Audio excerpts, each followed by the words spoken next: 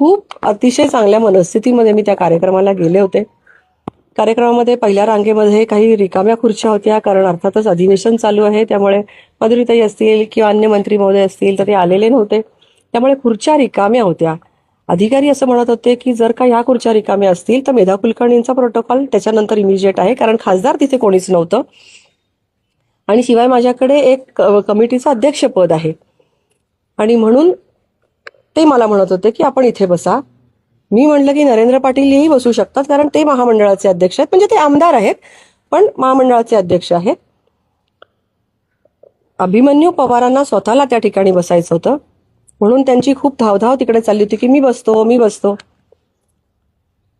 अधिकारी असं म्हणाले की याच्यानंतर मेधा कुलकर्णीचं नाव येतं, तर ते असं म्हणाले की हा कार्यक्रम मराठा समाजाचा आहे आणि तुम्ही तिथे बसल्यानंतर कॉन्ट्रोवर्सी होईल. हा कार्यक्रम नक्कीच अभिमानास्पद कामगिरी करणाऱ्या मराठा समाजातील कर्तृत्ववान मुलांचा आणि त्यांना शाबासकी देण्याचा कार्यक्रम आहे, पण कार्यक्रम शासनाचा आहे आणि शासकीय प्रोटोकॉलनुसार खुर्च्यांची रचना केलेली असते, त्यांची जात बघून खरंच रचना केलेली नसते.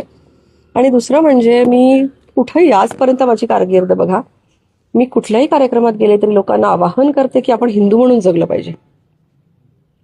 जातीचा विषय आला कुठे, इथे बसू नका. हा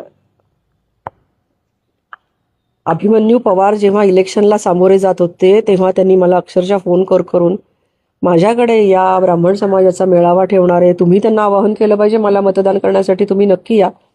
माझी तब्येत ठीक नव्हती तरी पण मी लांबचा प्रवास करून त्यांच्यासाठी गेले. ब्राह्मण समाजाला आवाहन केलं की अभिमन्यूजींच्या पाठीमागे उभं राहायचंय.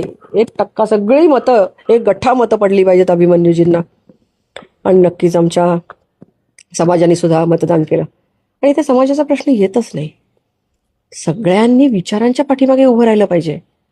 आज देशामध्ये परिस्थिती वेगळी आहे, आव्हानं वेगळी आहेत, आपले प्रश्न वेगळे आहेत, आपल्याला चॅलेंजेस वेगळ्या कुठल्या तरी गोष्टीचे आहेत की ज्याला उत्तर देण्यासाठी हिंदू समाज एकत्र येईल का, हा मुद्दा आहे. एकमेकांच्या जाती काढून काय फायदा आहे.